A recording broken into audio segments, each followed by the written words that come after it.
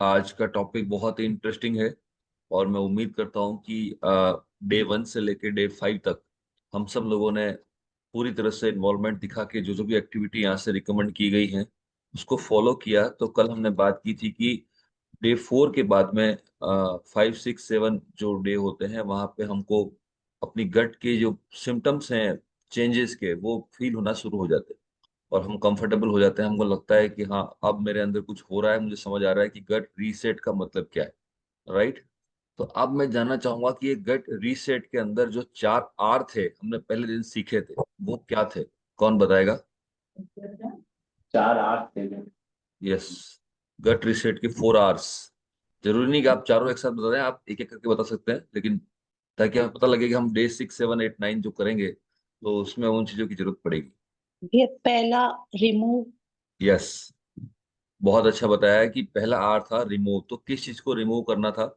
ये जो पहले हम जो खाते पीते रहते हैं उन सबको अवॉइड करना है। अवॉइड लिस्ट में जो है वो चीजें। अनहेल्दी फूड और अनहेल्दी फूड प्रैक्टिसेस को अवॉइड करना जी। है। राइट, बहुत बढ़िया। और दूसरा R क्या था? ये रिप्लेस प्लेस यस, किससे रिप्लेस करना है उसको? हेल्दी हेल्दी फूड से। हेल्दी, जो हेल्दी फूड और हेल्दी फूड प्रैक्टिसेस है उससे उसको रिप्लेस करना है। जब हम ये रिमूव करेंगे और रिप्लेस करेंगे तो उससे क्या होता था? रीबैलेंस। राइट। तो क्या चीज रीबैलेंस होती है जो हमने अभी 5 दिन में सीखा है, बार बार सीखा है? हमारी बॉडी के अंदर क्या चीज रीबैलेंस होती है? गट। गट माइक्रोबायोम्स। राइट। तो गट माइक्रोबायोम मतलब जो गट की बैक्टीरियाज हैं वो रीबैलेंस होते हैं। क्या रीबैलेंस का मतलब क्या है? अनहेल्दी बैक्टीरिया और हेल्दी बैक्टीरिया, या गट फ्रेंडली बैक्टीरिया और गट अनफ्रेंडली बैक्टीरिया जो होते हैं उनका कंपोजिशन जो है वो रीबैलेंस होता है, उनका काउंटिंग जो है वो रीबैलेंस होता है। इस तरह से जब हम 10 डेज पूरे करते हैं तो हमारा गट रीसेट होता है। तो remove, replace, rebalance and reset, ये हमारा गट का गट रीसेट का पर्पस था। राइट। तो आज का जो टॉपिक है वो बेसिकली पूरा इस बात पे ही डिपेंड है कि वो रीबैलेंस किस तरह से होता है, रीबैलेंस कैसे होता है, कहाँ से होता है, वो सब चीजें आज की टॉपिक में है। राइट। तो मैं चाहूंगा कि सब लोग अटेंटिवली उसको सुने, देखें और समझने की कोशिश करें। हमने एक और बात की थी कि 10 डेज ऑफ गट रीसेट। तो वाई 10 डेज? तो आप में से कोई बता पाएगा वाई 10 डेज? मतलब वो 5 दिन क्यों नहीं है, 15 दिन क्यों नहीं है, 10 ही दिन क्यों है? एक तो खाने का जो मेटाबॉलाइजेशन होता है उसमें कम से कम 4 से 5 दिन लगते हैं। यस। अपन जो खाते हैं उसको जो भी खाना खाया उसका जो बाहर निकलने का सिस्टम है उसमें 4 से 5 दिन लग जाते हैं। प्लस हमारे जो माइक्रोबायोम्स हैं उनकी जो ग्रोथ होनी है और जो खराब जो नेगेटिव माइक्रोबायोम्स है उनका कम होना है, इस प्रोसेस में भी कम से कम 6 7 दिन लग जाते हैं। तो एवरेज इसलिए देखा गया है कि 7 से 10 दिन is a right time to reset the gut. Very nice, बहुत अच्छा है। तो खुशी की बात ये कि हम सब लोग सेम पेज पे हैं और सब लोग अच्छे से इन्वॉल्व होके इस चीज को समझ रहे हैं। और अगर हमारे गट माइक्रोबायोम प्रॉपर नहीं है तो जो भी हम भले हेल्दी भी कुछ खा रहे हैं तो वो हमारी बॉडी में इतना यूटिलाइज नहीं होता है, और अनहेल्दी तो खराब करता ही है। तो इसलिए गट माइक्रोबायोम को बहुत डिटेल में समझना बहुत जरूरी है। तो हम आज की टॉपिक की स्लाइड्स को मैं स्टार्ट करता हूँ। So friends, optimal fitness club के बिहाफ पे डे 6 में आप सबका वेलकम है। Right. Gut check, exploring the crucial role of diet in maintaining optimal gut health through a comparison of animal-based and plant-based meals। तो आप में से कोई बताएगा कि एनिमल बेस्ड फूड ज्यादा बेटर होता है गट माइक्रोबायोम्स के लिए, या प्लांट बेस्ड मील्स ज्यादा बेटर होते हैं? ऑलरेडी हम बहुत डिस्कस कर चुके हैं इस बारे में। Plant based. Yes, plant based, yes, बहुत बढ़िया। What is good for our gut? Plant based food is always, ऐसा माना गया है कि वो हमेशा हमारी गट बैक्टीरिया के लिए, गट माइक्रोबायोम की ग्रोथ के लिए अच्छा होता है as compare to animal based. Right. अभी इसको समझने के लिए कि क्यों ये बेटर होता है और किस तरह से होता है, इसको समझने के लिए हम थोड़ा सा हिस्ट्री में जाते हैं। इवोल्यूशन ऑफ ह्यूमन, इस पिक्चर को देख के क्या महसूस करते हैं आप? कोई बताएगा? कि ग्रेजुअल ह्यूमन ग्रोथ डेवलपमेंट कैसे हुआ। सिविलाइजेशन। यस। इसमें ग्रेजुअल। ह्यूमन डेवलपमेंट है जिसमें इंसान डेवलप हो रहा है। पहले तो वो पैरों पैरों पे और लास्ट में जाके आज की जो सिचुएशन है वो बैठ गया है। मतलब इतनी यस। एक्सरसाइज नहीं कर रहा है, इतना मूवमेंट नहीं है, now he is a sedentary life जी रहा है। बहुत बढ़िया। इसको अपन ये भी कहते हैं कि इवोल्यूशन है ये। तो पहले हम जो हमारे एंसेस्टर्स कहे जाते थे, या जो हमारे पूर्वज जो थे, हम कहते हैं ना कि हम बंदर से आदमी बना है। तो वानर जाति से स्टार्ट हुआ और धीरे धीरे धीरे जैसे जैसे इवोल्यूशन हुआ, तो आज स्थिति ये है कि हम लोग अल्ट्रा मॉडर्न लाइफस्टाइल को जी रहे हैं, राइट। तो ये ह्यूमन एवोल्यूशन है। और इसमें शुरुआत में वो एनिमल बेस्ड फूड पे ही डिपेंडेंट थे, अकेले रहते थे जंगल में। धीरे धीरे बाद में वो कॉलोनी के रूप में रहना शुरू हुए। उनको लगा कि हम जो खाना जो हमारी बॉडी को चाहिए हम उगा भी सकते हैं, वो फल फूल तो आने लग गए। उसके बाद में वो खेती करने लग गए, और आज वो कंप्यूटर चलाते हैं। तो इस तरह से, तो क्या आपको लगता है कि ये जो ह्यूमन एवोल्यूशन है, हमारा गट माइक्रोबायोम जो है, गट माइक्रोबायोटा है, वो भी सेम इसी प्रोसेस में इवॉल्व हुआ होगा? या वो पहले जो से बंदर, जैसे बंदर के टाइम पे, मानव जाति टाइम पे था, वैसा वैसा रहा होगा, अभी भी वैसा ही होगा? क्या सोचते हैं आप कि जिस तरह से ह्यूमन एवोल्यूशन हुआ है, जिस तरह से human life ultra modern level पे आई है, वैसे ही हमारे गट माइक्रोबायोटा भी चेंज हुए होंगे, या पहले जैसे थे वैसे के वैसे होंगे? बिल्कुल हुए ही होंगे। यस, हुए ही होंगे, राइट। तो यहाँ पे ये बताया जाता है कि जिस तरह से आदमी का इवोल्यूशन हुआ है, जिस तरह से आदमी का विकास हुआ है, उसी तरीके से हमारे गट माइक्रोबायोम भी साथ साथ उनका भी विकास हुआ, राइट। रिसर्च की गई इसके ऊपर, और रिसर्च में ये पाया गया कि ये देखिए, ये एक इन्होंने पिक्चर बता रखी है कि gut gut microbiome mammals and other vertebrates. मतलब क्या है कि जितने भी मेमल्स, मतलब स्तनधारी जो प्राणी होते हैं इस धरती पे, उनके गट माइक्रोबायोम्स को और ह्यूमन गट माइक्रोबायोम्स को कंपेयर किया गया, देखा गया। और दूसरे जो वर्टिब्रेट्स हैं उनको देखा गया। तो देखिए डिफरेंस क्या है। तो जो ब्लू और थोड़ा से डार्क ब्लू, लाइट ब्लू और जो ब्लू मार्क है, वो है ह्यूमन के, राइट। और जो बाकी जो ये मार्क्स हैं, ये गट माइक्रोबायोम को मतलब इंडिकेट कर रहे हैं अदर जो दूसरे प्रजाति हैं, एनिमल। दूसरे प्राणी हैं, एनिमल्स हैं, उनके लिए, राइट। तो अब इसमें आप देखेंगे कि अ, जो हमारे पूर्वज थे, जैसे कि ह्यूमन जो है, मतलब मनुष्य जो है, उनके गट माइक्रोबायोम ऑलमोस्ट सेम है किसके, वानर जाति, राइट। मतलब क्या है कि जो जितना करीब है ह्यूमन प्रजाति के, उसके गट माइक्रोबायोम ऑलमोस्ट उतने ही सेम है। क्लियर। अब इसमें एक और स्टडी देखा गया। वो ये देखा गया कि अब ह्यूमन भी दो तरह से जीते हैं। एक वो जो कि गांवों में रहते हैं और ट्रेडिशनल लाइफ जीते हैं, जंगल में रहते हैं, और एक वो जो शहरों में रहते हैं, बहुत डिफरेंट लाइफस्टाइल में आ गए हैं। तो इन सब के गट माइक्रोबायोम में अलग ही डिफरेंस था। तो सबसे ज्यादा क्लोजेस्ट जो देखा गया है, वो ये देखा गया है कि ह्यूमन और वो बंदर, वो वानर जाति के एनिमल्स जो पिंजरे में रहते हैं, जो जू में रहते हैं, उनके गट माइक्रोबायोम ऑलमोस्ट सेम देखे। कारण क्या था कि वो वो ही खाना लगभग खाते हैं जो वो पिंजरे में लेने वाले बंदर, ये जाति, वानर जाति के एनिमल्स हैं, वो खाते हैं। तो प्राइमेट्स बोलते हैं उनको। तो जो जंगल में रहने वाले जो प्राइमेट्स हैं, उनका गट माइक्रोबायोम डिफरेंट पाया गया, और जो पिंजरे में रहने वाले प्राइमेट्स हैं, उनका गट माइक्रोबायोम डिफरेंट पाया गया। जो जंगल में रहने वाले या जो गांवों की स्टाइल में रहने वाले ह्यूमन बीइंग है, उनका गट माइक्रोबायोम डिफरेंट पाया गया, और जो शहरी लोग हैं उनका गट माइक्रोबायोम डिफरेंट पाया गया।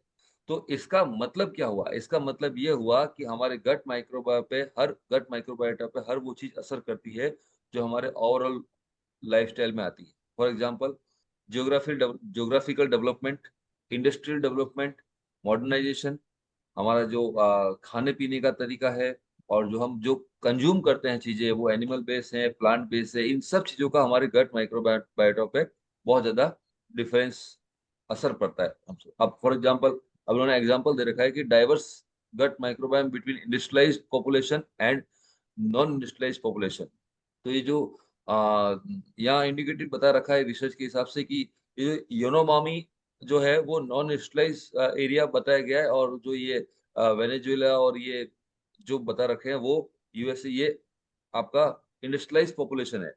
तो वहां पे भी डिफरेंस है गट माइक्रोबायोम। तो ह्यूमन माइक्रोबायोम्स इन इवोल्यूशन, जहां जहां पे जैसे जैसे, अब अच्छा, ऐसा तो है ही नहीं कि सब के सब जो आज, जो हमारा फॉर एग्जांपल आज मैं अपनी बात करूं, तो दिल्ली शहर अगर हम बात करते हैं, तो इंडिया का सबसे बहुत ज्यादा डेंस शहर माना जाता है as compare to, as point of view population.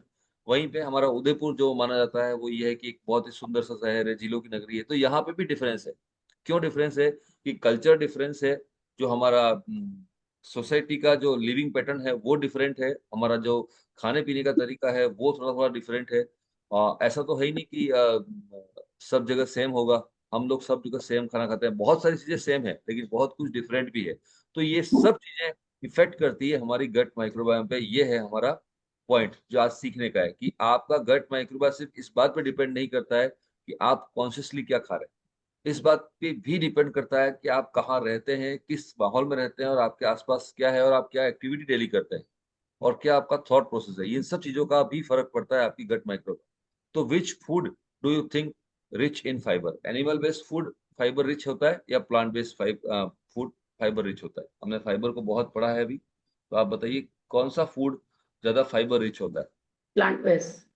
Plant based.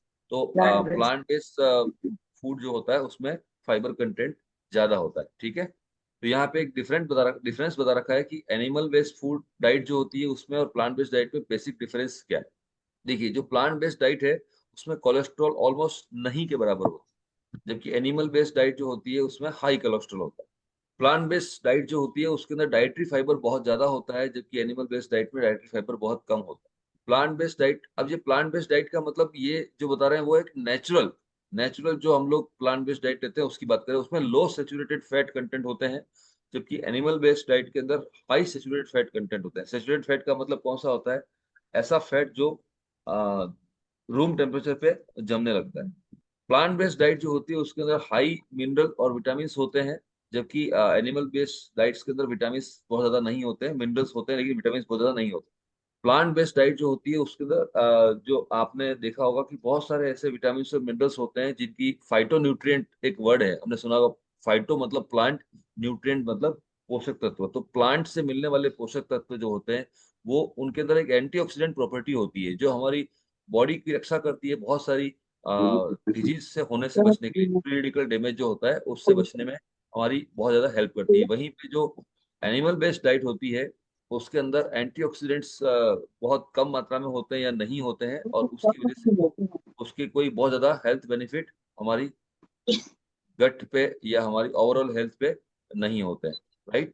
चलिए अब हम बात करते हैं आगे, क्या इम्पेक्ट पड़ता है प्लांट बेस्ड डाइट का और एनिमल बेस्ड फूड का हमारी बॉडी पे। तो देखिए, एनिमल बेस्ड डाइट जो होती है, एनिमल बेस्ड मील जो होते हैं, और उसमें क्या होता है कि फिजियोलॉजिकल रेस्पॉन्स जो आते हैं उसके अंदर साइटोकाइंस जो होते हैं जो हमारी बॉडी के अंदर इन्फ्लेमेशन पैदा करते हैं, और शॉर्ट चेन फैटी एसिड जो होते हैं, इन सब चीजों की ये कम हो जाते हैं और साइटोकाइंस बढ़ जाते हैं। उसकी वजह से क्या होता है कि जो न्यूट्रिशन रिलेटेड क्रॉनिक डिजीज होती है उनकी संभावना बहुत ज्यादा बढ़ जाती है। यानी कि जो नॉन वेजिटेरियन या एनिमल बेस्ड डाइट यूज करने वाले लोग हैं उनकी उसमें जो ये कार्डियोवास्कुलर डिजीज हैं, डायबिटीज है, ओबेसिटी है, हाइपरटेंशन है, न्यूरोलॉजिकल इश्यूज हैं, इनके होने की संभावना as compare to plant based meals लेने वाले लोगों के बहुत ज्यादा कम होती है। तो हमें यहाँ पे समझना है कि केमिकली या टेक्निकली हमारी बॉडी में क्या होता है। तो जब हम एनिमल बेस्ड मील ज्यादा लेते हैं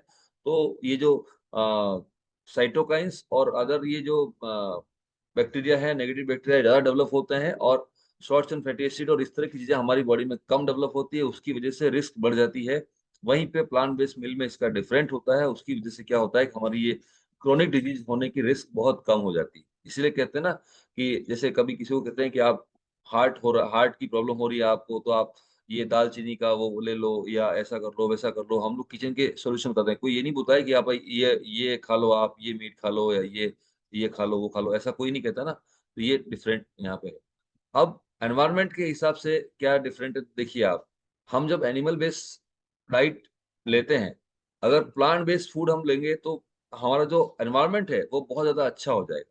जबकि अगर एनिमल बेस्ड फूड लेंगे हम तो हमारा एनवायरनमेंट भी उससे डिफरेंट होगा। हमारा मतलब हम प्रकृति को नुकसान कर रहे हैं। अगर हम नॉन वेज यूज कर रहे हैं तो हम प्रकृति को नुकसान कर रहे हैं। मतलब क्या हो गया कि ये बताना चाह रहे हैं कि एक्चुअली जब हम प्लांट बेस्ड डाइट लेते हैं तो हम एनवायरनमेंट को सपोर्ट करते हैं, जबकि अगर हम एनिमल बेस्ड डाइट लेते हैं तो हम एनवायरनमेंट को नुकसान कर रहे हैं। किस तरह से कि वो इकोसिस्टम डिस्टर्ब हो जाता है हमारी ओवरऑल जो नेचर है उसका, राइट।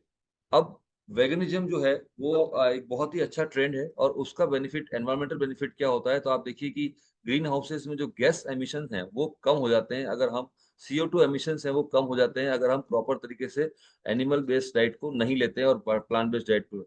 वाटर कंजर्वेशन जो है वो प्रैक्टिसेस बढ़ जाती है, और हमारा प्रकृति के अंदर पानी की मात्रा बढ़ जाती है, क्योंकि इकोसिस्टम हम डिस्टर्ब नहीं कर रहे। लैंड और जो डिफोरेस्टेशन जो बोलते हैं ना, जिस तरह की लैंड स्लाइडिंग वगैरह और जो भी चीज होती है, मतलब इसको हम बचा पाते हैं। एयर पोल्यूशन से हम बच सकते हैं, क्योंकि हम एनिमल बेस्ड। अब ये सोचिए आप कि कहाँ से कहाँ चीजें कनेक्ट हो रही हैं। आप सोच सकते हैं कि आप जो, अगर वेगनिज्म को सपोर्ट करते हैं, अगर आप प्योर वेगन डाइट की तरफ जाते हैं, तो आप एनवायरनमेंट को सुरक्षित कर रहे हैं। एनवायरनमेंट के अंदर बायोडायवर्सिटी जो है उसको, आप ओशन बायोडायवर्सिटी को मेंटेन कर रहे हैं।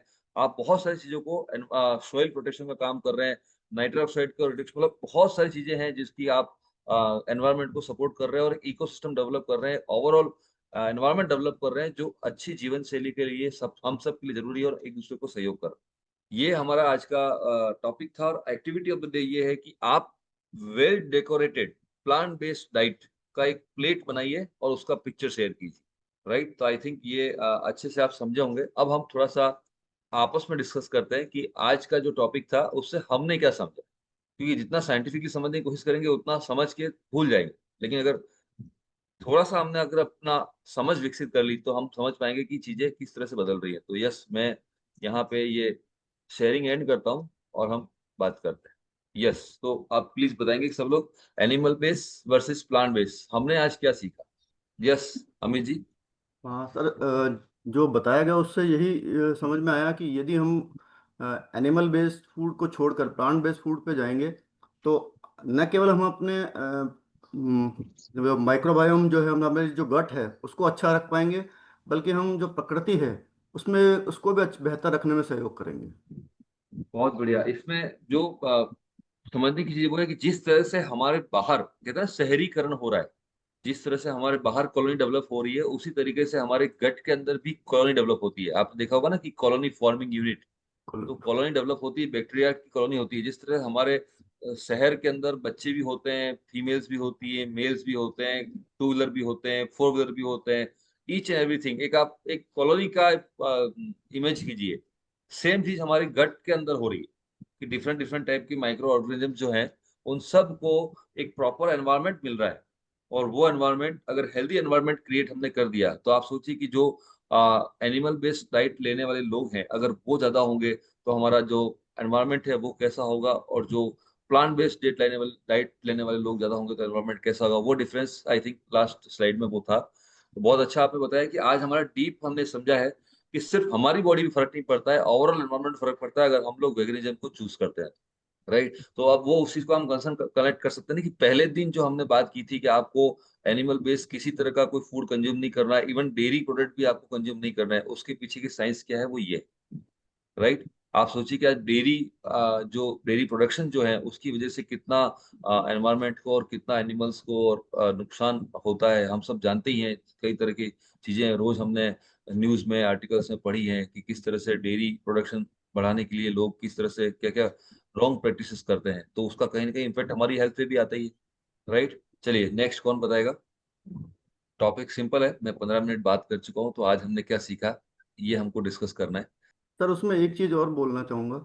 यस। हाँ, कि जो जो फील्ड बताए ना दो, हम्म। उसको पढ़ के मुझे ऐसा जो समझ में आया कि जो दो फील्ड हैं, यदि एनिमल बेस्ड डाइट लेते हैं तो वो फील्ड जो है वो एक जने को ही सर्व कर पाता है, लेकिन हम्म। जब हम प्लांट बेस्ड लेते हैं तो वो वही फील्ड 14 जनों को जो है वो सर्व कर। यस यस यस, बहुत बढ़िया, वेरी नाइस। तो मतलब आप समझ सकते हैं कि जो हमारा एनवायरनमेंट फैक्टर है वो कितना इम्पोर्टेंट है हमारी लाइवलीहुड के लिए, या ओवरऑल उसके लिए, वेलबींग के लिए। यस, और कोई बताना चाहेगा आज की लर्निंग। नोबडी। सर सेम ही है कि प्लांट बेस्ड फूड जो है वो हमारे हेल्थ को अच्छा रखता है, और एनिमल बेस्ड फूड जो है वो हेल्थ को नुकसान करेगा कहीं ना कहीं। यस, सेम तो है ही है। मनीषा जी बहुत अच्छा बोला, लेकिन आपसे बुलवाना इसलिए जरूरी है सबसे कि ताकि इनको लग जाए कि हाँ, एनिमल बेस्ड फूड मुझे नहीं कंज्यूम करना है। एक तो होता है कि मैंने सुन लिया, एक होता है कि मैंने बोल भी दिया, तो उससे कमिटमेंट और ज्यादा स्ट्रांग हो जाता है। नहीं तो कुछ लोग वेट कर रहे होते हैं कि कब 10 दिन पूरा हो जाए। Right. Yes sir. Plant based में गट माइक्रोबियोम को खाने का अच्छा मिलता है तो वो अच्छी तरह ग्रो होते हैं। अच्छे माइक्रोबियोम ज्यादा ग्रो होते हैं तो अपना सेहत अच्छा रहता है। तो इट इज ऑलवेज बेटर कि हम वेजिटेरियन डाइट लें। उसमें ये भी फायदा है कि जो कोलेस्ट्रॉल है, जो कैलोरी है, क्योंकि वो जो जो भी नॉन वेज आइटम्स होते हैं, जो एनिमल बेस्ड फूड होता है, उसमें कोलेस्ट्रॉल और जो जो चीजें हमारे शरीर को नहीं चाहिए वो ज्यादा होती हैं। तो उसका भी कंट्रोल हो जाता है अगर अपन वेजिटेरियन सोर्स से डाइट लेते हैं। यस। अब यहाँ पे एक चीज और है अनिल जी, बहुत अच्छी बात आपने बताई। कई लोग ये सोच रहे होंगे कि यार हम तो वैसे ही वेजिटेरियन है, हम तो सोचते भी नहीं है, तो हमारे क्या फर्क पड़ता है। तो बस मैंने क्या बोला कि वो समझ विकसित करनी है कि एक्चुअल में क्या फर्क पड़ता है। क्योंकि जब हम ओवरऑल लोगों से बात करेंगे तो हमारा मिशन ये रहना चाहिए कि हम लोगों को एनिमल बेस्ड डाइट से प्लांट बेस्ड डाइट पे कन्वर्ट करने में सक्सेसफुल हो जाए। यस। राइट। तो हम एक मिशन की तरह है कि हमको ये चीजों को फोकस करके लोगों को हेल्प करनी है। तो जो हमने आज सीखा है वो हमें शेयर करना है, ये मेन पॉइंट है। इसलिए हमने आज ये शेयरिंग सेशन रखा है कि हमने आज क्या सीखा है वो हम शेयर करें। Yes sir. और उपदेश सर का हैंड रेज आया था। सर एनिमल बेस्ड डाइट में सर दूध दही और ये भी तो एनिमल बेस्ड ही हो जाता है ना। हाँ, इसीलिए तो मना कर रखा है ना। तो हाँ। वेजिटेरियन सोर्स उसमें आता है लेकिन वेगन में नहीं आता है। सर एक और चीज कहना चाहूंगा मैं। यस। सर एनिमल वेस्ट में क्या होता है, जैसे काऊ है, अपने काऊ डंग है, और काऊ का जैसे उसका एक्सक्रीट है जो भी है, वो भी काम का है। यस। तो इसीलिए वो उसमें बता रखा है कि भाई आपका जो एनवायरमेंटल फैक्टर है उसमें बहुत ज्यादा इफेक्ट आता है अगर आप वेगनिज्म को अडॉप्ट करते हैं। यस। भैया इस तरीके से अगर हम किसी को समझाएंगे ना बैक्टीरिया की, जो आपने आज पूरा बताया समझा के, तो नेचुरल है कि जिस आराम से माइंड खुल सकता है उसका इस चीज के लिए कि वो उसे क्या खाना चाहिए और क्या नहीं खाना चाहिए। ये चीज मुझे बहुत अच्छी समझ में आई, क्योंकि बैक्टीरिया जब उनको यही समझ में आ जाएगा कि हमारे बैक्टीरिया कैसे बढ़ेंगे और कैसे हमारा खाना पचेगा, तो उनको आराम से हम फाइबर पे ला सकते हैं और प्लांट बेस्ड फूड पर ला सकते हैं भैया। बहुत बढ़िया। तो यहाँ पे मैं आपकी बात को कहना चाहूंगा कि याद रखने की चीज ये है कि जैसा एक शहर हमारा बाहर है वैसा एक शहर हमारे गट के अंदर है। जैसे हम बाहर के शहर को अच्छा रखने के लिए जो एक्टिविटीज करते हैं वही एक्टिविटीज हमारी अंदर के शहर को भी अच्छा रखने में हेल्प करती है। राइट। या तो बहुत ही अच्छा डिस्कशन आज के उसमें हुआ। यहाँ पर मैं जो उन्होंने पहले मेरे को नहीं सुना है, तो मैं एक सवाल पूछना चाहूंगा कि अगर मान लीजिए मैं एक सॉफ्ट ड्रिंक लेता हूँ, कोई रियल का जूस लेता हूँ, और मैं साथ में बहुत अच्छी, जैसा कि मेरे को बताया गया, प्लांट बेस्ड डाइट ले रहा हूँ, तो मैं वेगन हूँ या मैं हेल्दी हूँ? मैंने सॉफ्ट ड्रिंक ली और पॉपकॉर्न खा ली, बताइए कौन इसका आंसर देना चाहेगा? मैं वेगन हूँ या मैं हेल्दी? एनी वन, प्रवीण जी के अलावा। देखिए यहाँ पर ये हम ज्यादा टाइम नहीं लगाएंगे, यहाँ पे ये जानना जरूरी है कि वेगनिज्म जब आप बोलेंगे किसी को, तो हो सकता है वो आपको वेगनिज्म, वेगन एक्टिविस्ट और वो सब कह करके आपको, तो हमारा एम सबसे पहले खुद पे अप्लाई करना है। और खुद पे अप्लाई करने से ही हमको, हम कोई वेगन एक्टिविज्म को लेकर के नहीं चल रहा है, हम हेल्दी हैबिट्स को प्रमोट कर रहे हैं। हेल्दी हैबिट्स के अंदर veganism is just a subset. जिस तरह से गट है, गट क्या है? हमारे डाइजेस्टिव सिस्टम का एक सबसेट। गट कोई ऑर्गन नहीं है। गट हमारे मुंह से लेकर के और रेक्टम तक एक, ये मान लीजिए मस्कुलर वो है, ट्यूब है।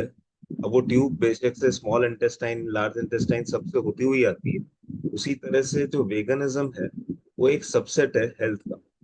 लेकिन अगर हम हेल्थ को चूज करते हैं, हेल्दी हैबिट्स को चूज करते हैं, उसमें वो सब चीजें नहीं आती जो वेगनिज्म के अंदर भी। मैं अगर पोटैटो चिप्स खा रहा हूँ, मैंने क्या किया? मैंने आलू को प्रोसेस करके सारी उसके अंदर वेगन चीजें ही होंगी।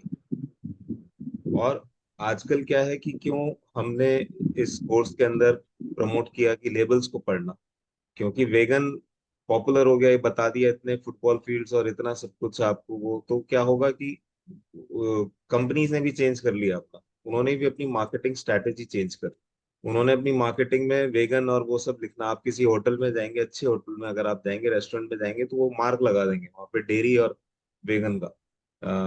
जो स्विगी जोमेटो है वो लगा देंगे। बट दैट डजंट मीन कि मेरे को बाहर का खाना हमेशा अच्छा रहेगा या मेरे को वो वेगन फूड अच्छा रहेगा। वहां पर हमारी टीचिंग आती है हिडन शुगर्स।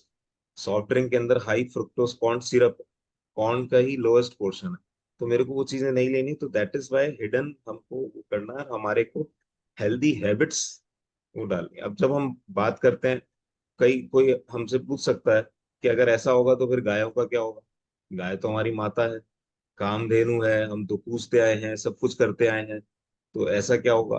तो यहाँ पर हमारे को ये होना चाहिए कि हमारा एम है हेल्दी हैबिट्स। हेल्दी हैबिट्स का मतलब है कि अगर आप समझते हैं, अगर आप सोचते हैं कि अभी तक हम सभी सोच रहे थे, जैसा प्रवीण जी ने बताया कि हम सभी हेल्दी फूड्स लेते आए, हेल्दी फूड्स लेते आए, तो फिर हमारी हेल्थ अच्छी क्यों नहीं है? अगर हमें लगता है कि उस 10 डेज के अंदर ट्राई करके देखिए आप डेयरी प्रोडक्ट्स को छोड़ने का, और आपको हेल्थ में इंप्रूवमेंट दिखेगा। अगर आपको ये लगे कि नहीं डेयरी प्रोडक्ट्स छोड़ दिया और मेरी हेल्थ और डिटीरियरेट होती जा रही है, तो एक अलग असर होगा, लेकिन एक अच्छा असर आज तक ऐसा कोई भी नहीं मिला जो कि डेयरी प्रोडक्ट्स को लीव करे। यानी कि वो नॉनवेज तो खाता ही नहीं था, वेजिटेरियन है, वो वेजिटेरियन सोचते थे। आप कई बार तो लोग बोलते हैं हम एगिटेरियन है। आजकल एग्स के अंदर भी आपको बता देंगे नहीं ये मुर्गी का अंडा ही नहीं है, ये तो वेगन अंडा है। तो सोसाइटी हमारी मार्केटिंग के लिए कहीं तक भी चली जाएगी। सो दैट इज वाई हमको एक क्लियर होना बहुत जरूरी है कि हम लोग हेल्दी हैबिट्स की तरफ जा रहे हैं। वो चीज हमारी गट को रीसेट और रीबैलेंस करेगा। वेगनिज्म जिस तरह से इस 10 दिन के अंदर आज की स्लाइड्स का था, वेगनिज्म उस तरीके का एक केवल एक छोटा सा पार्ट, रादर देन हम किसी को फोर्स करें वो हैबिट चेंज करने की। वहां पर क्या होगा कि we may certainly win the argument, but we may lose the person. जबकि होना क्या है, हमको अपनी हेल्दी हैबिट से, ये मिशन जैसा प्रवीण जी ने बोला कि मिशन जो हमारा है अपनी हेल्दी हैबिट से समाज के अंदर वो प्रमोट करना है हेल्दी हैबिट्स। लेकिन ध्यान रहे, lead by example, that is most important. बहुत बढ़िया सर, बहुत अच्छी चीज आपने बताई और काफी इंफॉर्मेटिव भी बताई चीजें। और ये बिल्कुल सही बात थी कि कहीं हमें डिबेट करना हमारा पर्पस नहीं है, हमें अपने एग्जाम्पल से। अच्छा, आप में से कितने लोग ये मानते हैं ट्रूली कि दूध या दूध से बनी चीजें छोड़ के इन 10 डेज में आपने बहुत अच्छा किया, आपको फायदा हुआ या हो रहा है?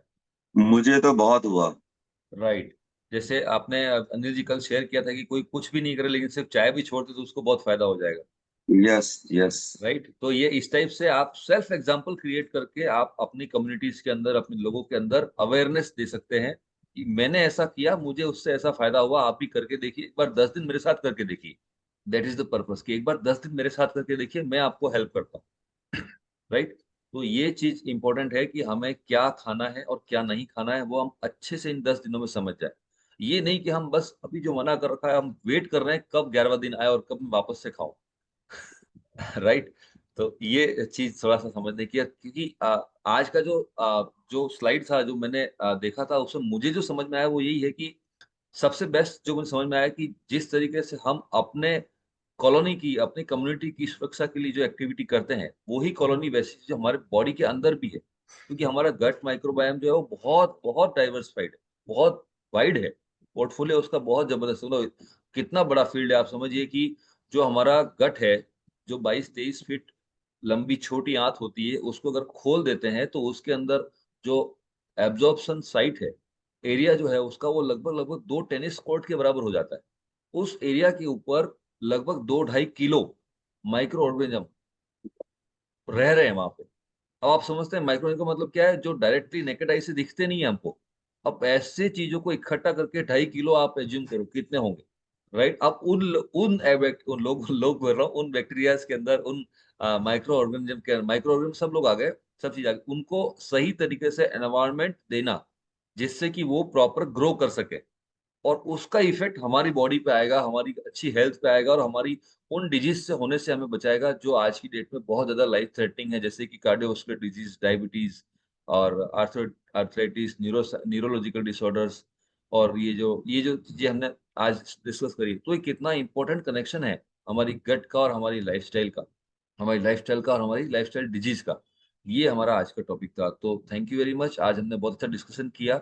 और कल अभी हम वीडियो देखते हैं पहले एक बार, एक्सरसाइज का वीडियो डे 6 का। तो सभी लोग एक्टिविटीज कर रहे हैं बराबर। यस। थोड़ा सा हम ये भी डिस्कस करते हैं कि कौन क्या करता है। मॉर्निंग वॉक कितने लोग कर रहे हैं? तो आज हम करेंगे पवन मुक्तासन, राइट। पवन मुक्तासन आपके पेट से रिलेटेड सारी गैसेस वगैरह, हवा वगैरह, पवन का अर्थ ही होता है पवन को मुक्त करना, राइट। तो वायु निकासक ये क्रिया है, इसके अंदर नॉर्मल आपको पवन मुक्तासन करना है। इस तरह से मैं आपको बताऊंगा कैसे करना है।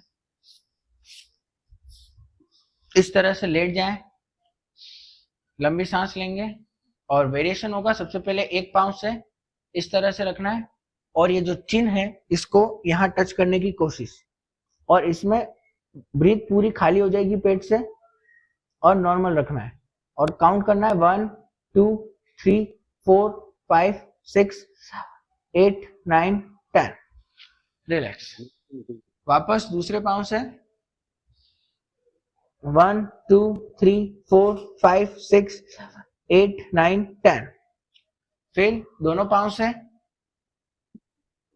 1 2 3 4 5 6 7 8 9 10। अब इसमें आप चाहो तो इस तरह से झूल सकते हैं, इससे आपकी पूरी बैक का भी मसाज हो गया और पूरे पेट से रिलेटेड सारी गैस, एसिडिटी समस्या सब सोल्व हो जाएगी, राइट। काफी अच्छा आसन है पेट के लिए ये। और फिर इस तरह से रिलैक्स हो जाना है और नॉर्मल बैठ जाएंगे, राइट। कंप्लीट। वंडरफुल।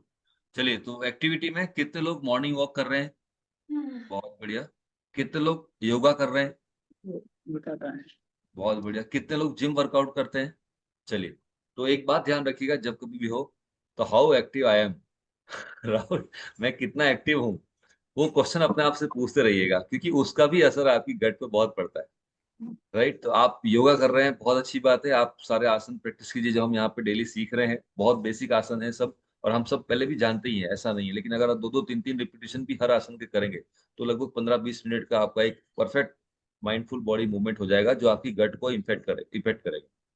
अगर आप मॉर्निंग वॉक करते हैं तो आपका गट मोशन जो है वो प्रॉपर होता है और आप एक अच्छी दिन की शुरुआत करते हैं, तो वो भी करना चाहिए। इसके अलावा अगर आप कोई विग्रस एक्सरसाइज करते हैं, जिम वर्कआउट करते हैं, तो वो आपका डिफरेंट पार्ट है, उसको आप कंटिन्यू रखें, वो भी जरूरी है, गलत नहीं है अगर कोई करता है तो। और रनिंग वनिंग अगर आप कर रहे हैं तो वो भी बहुत इंपॉर्टेंट है। इस तरीके से आप अपने आप को एक्टिव रखिए। अब खास बात यहाँ पे, कोई व्यक्ति अगर पूरी तरह से एक्टिव, उसको लगता है कि बहुत ज्यादा नहीं कर रहा हूँ, तो दिन भर में आप देखिए कि बहुत ज्यादा सीडेंटरी नहीं होना चाहिए आपका लाइफस्टाइल। मतलब एक जगह पे बहुत लंबे समय तक बैठे नहीं रहना है। हर 15-20 मिनट, आधे घंटे के अंदर आपको अपनी सीट से, चेयर से उठना है। अगर आप जॉब प्रोफाइल आपका ऐसा है कि आपको कंप्यूटर वर्क करना है, तो वहां से उठना है आपको। 5 मिनट, 2 मिनट, 1 मिनट थोड़ा सा वॉक करके, थोड़ा चहलकदमी करके वापस आके सीट पे बैठना है। थोड़ा ऐसे हिला दो, ऐसे हिला दो, हाथ ऊपर, जो बेसिक जो होता है वो मूवमेंट, बेसिकली मूवमेंट आपका होना बहुत जरूरी है, राइट। तो ये सब चीजें मिलके आपकी गट एनवायरनमेंट को बेटर करेंगी। और एक बार फिर से कहूंगा कि आपका गट एनवायरनमेंट जैसे जैसे बेटर होता जाएगा, आपको आवाज पता लगेगी, कि आपको पता लग जाएगा कि हाँ यार, वो सब चीजें धीरे धीरे खत्म हो रही है और अच्छी चीजें डेवलप हो रही है। तो आज डे 6 था, कल डे 7 है हमारा। केवल हमको प्लांट बेस्ड डाइट की तरफ फोकस करना है, बल्कि हमारे जो 5 एलिमेंट हमने कल बात करी थी, उनका भी ध्यान रखना है कि हम वो चीजें भी ना लें जो हमको नहीं लेनी चाहिए। साथ के साथ में मतलब प्लांट बेस्ड तो ले ही रहे हैं, बट शुगरी प्रोडक्ट के ऊपर, फैट के ऊपर, प्रोसेस्ड फूड, अल्कोहल और स्मोक, इन 5 एलिमेंट का भी हमको ध्यान में रखना है एंड गुड हैबिट्स डेवलप करनी है। Thank you. बहुत अच्छी बात, ग्रेट। चलिए प्रियंका जी। आज के सेशन में हमने सीखा कि हमें प्लांट बेस्ड फूड कंज्यूम ज्यादा करने चाहिए, क्योंकि उसमें फाइबर कंटेंट ज्यादा होता है, जो हमारी गट हेल्थ के लिए काफी बेनिफिशियल रहता है। इसके अलावा एनिमल बेस्ड फूड को अगर हम छोड़ते हैं तो हम एनवायरनमेंट को भी हेल्दी और अच्छा रख। बहुत बढ़िया, ग्रेट, वंडरफुल। यस ज्योत्सना जी। सर मैंने ये समझा, जो मेरे से अक्सर मिस्टेक होती है, तो हेल्दी हैबिट्स को हमें डिस्कस करना है, हमें उनके बारे में बात करनी है, उनसे रिपीट नहीं करनी है, उनको फोर्स नहीं करना किसी चीज के लिए। उन्हें सिर्फ हमने जो हमारी बॉडी में चेंजेस आए हैं उस हेल्दी हैबिट्स को यूटिलाइज यूज करके वो बताना है कि हमने ये हेल्दी हैबिट करी थी, 10 डेज का हमने ये कोर्स किया था, तो हमें ये बेनिफिट्स मिले हैं। रादर डिबेटिंग ऑन कि नहीं तुम्हें करना चाहिए, ऐसा होना चाहिए, तो मैं अक्सर करती हूँ, वो मिस्टेक नहीं करनी चाहिए। बहुत बढ़िया, वंडरफुल, ग्रेट। चलिए, और बाकी लोगों में जैसे प्रशांत जी हैं, रियल है, विपुल है और भावना जी है, अगर आप लोग अभी कनेक्टेड हैं, मेरी बात को सुन रहे हैं, तो प्लीज अपनी लर्निंग शेयर करें। यस प्रियल। जी मैंने तो आज प्लांट बेस्ड मतलब प्रोडक्ट लेने हैं इस टाइप से देखा, बाकी तो चलिए बहुत बढ़िया। अच्छा, कितने लोग ये मानते हैं कि मुझे दूध या दूध से बनी हुई चीजें छोड़ने से इस गट रिसेट फेज में फायदा हो रहा है? मुझे हो रहा है फायदा इसमें। यस, सब लोग मानते हैं, सबको होता है फायदा। बहुत बढ़िया। तो ये एक एग्जांपल है। अब कुछ लोगों को हमारे इंडिया के अंदर दूध की जरूरत भी होती है, दूध को हम एक हेल्दी फूड मानते भी हैं। तो वो कैसे लेना है, कब लेना है, वो एक अलग पूरे डाइट प्लान का पार्ट है। तो उसको हम गट रिसेट के बाद इंडिविजुअल लेवल पे डिस्कस कर सकते हैं। गट रिसेट के अंदर गट माइक्रोबायोम जो है, जो हमारा गट का कॉलोनी है बैक्टीरिया की, जो माइक्रो ऑर्गेनिज्म हमारे गट में है, उनकी कॉलोनी को प्रॉपर एनवायरनमेंट देने के लिए हमें एक बार एनिमल बेस्ड सारे प्रोडक्ट को अवॉइड करना जरूरी है। इसलिए हम यहाँ पे छोड़ रखे हैं, राइट।